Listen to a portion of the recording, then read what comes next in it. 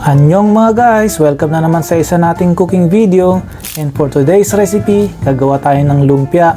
Medyo kakaiba tong version ko. Tignan nyo naman yung loob niyan. So talaga napakasarap nito. Kaya panoorin nyo hanggang dulo kung paano to gawin.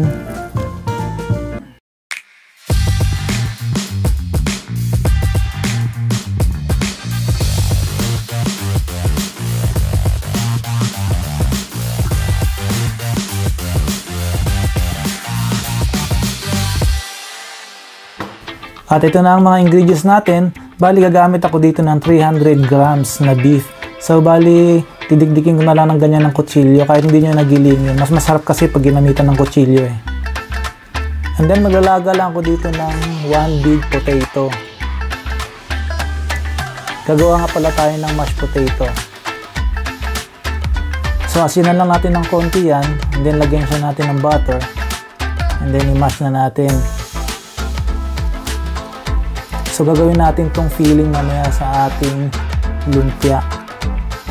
And then para lalong sumarap pa, gagadyara natin ng parmesan cheese. Kung wala naman kayo nito, kahit anong cheese pwede nyo ilagay. Pero kung wala naman talaga, okay lang din na mashed potato na lang. Medyo kakaiba tong lumpia na to sa nakasanayan natin, pero try nyo to guys, napakasarap. And then igisa na natin, unahin muna natin yung ating karne. Kaya natin uunahin yan para mas lumasa yung ating karne, para matusa-tusa siya ng konti. And then isusunod na natin yung ating bawang at saka yung ating small onion. Mga chinap lang din natin yan. Ituloy-tuloy lang natin yung pag-gisa-gisa niyan, mga 3 to 5 minutes. At maglalagay din tayo dito ng extenders para naman hindi lang purong karne yung ating lumpia. Maglalagay ako dito ng maliit na ginrate na carrot at saka zucchini. Kagandaan ng mayroon tayong extenders na ganito is para dumami yung ating filling at saka hindi lang puro karne yung ating kakainin, diba? So may konting gulay din siya. And lutuin pa natin yan ng mga ilang minuto pa, and then lalagyan natin siya ng asin at paminta to taste. Naglalagay din ako dito ng 1 teaspoon na paprika powder. Kung wala naman kayo nyan huwag nyo nang lagyan. Pampaarte lang yan. Hindi, syempre nagpapadagdag yung lasa yan. Kaya kung may ganyan kayo, lagyan nyo na rin.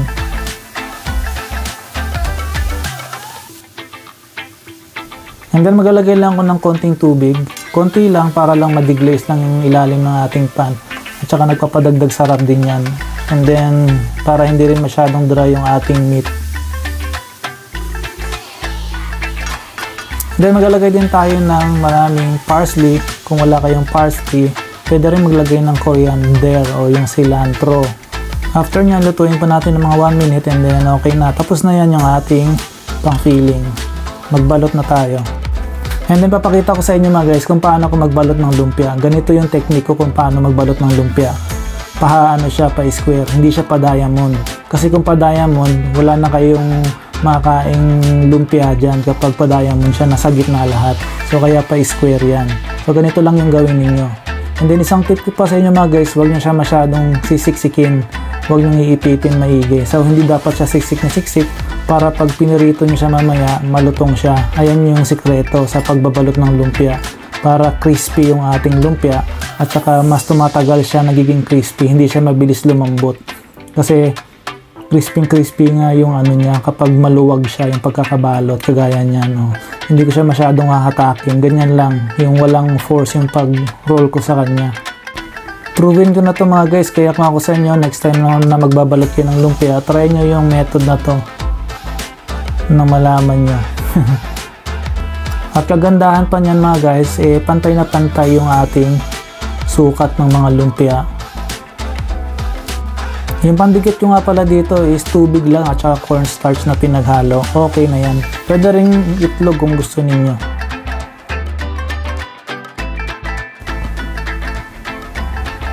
At ito na, nabalot na natin lahat ng ating lumpia. Kita nyo naman, pantay-pantay yung sukat niya. So walang lugi kung yun yung negosyo nyo to. So ganun lang yung technique ng pagbalot. At iprito na natin siya. So may technique rin dito sa pagpiprito mga guys. Dapat yung apoy ninyo mainit siya pero dahan-dahan lang yung apoy para mas maging crispy yung ating lumpia wrapper. Yan, para hindi siya mabigla na maging brown siya. Kasi pag nabigla yan, yung mga ibang layer niyan hindi pa luto, hindi malutong kaya mabilis lumambot. So iprito natin ng dahan-dahang apoy para mas masarap yung ating lumpia. So ayan mga guys, thank you again for watching. Sana may natutunan kayo ngayong araw na to. And kung nagustuhan niyo yung video na to, please subscribe to my channel and paki-like yung video at paki-share na rin. So see you on my next video. Annyeong mga guys!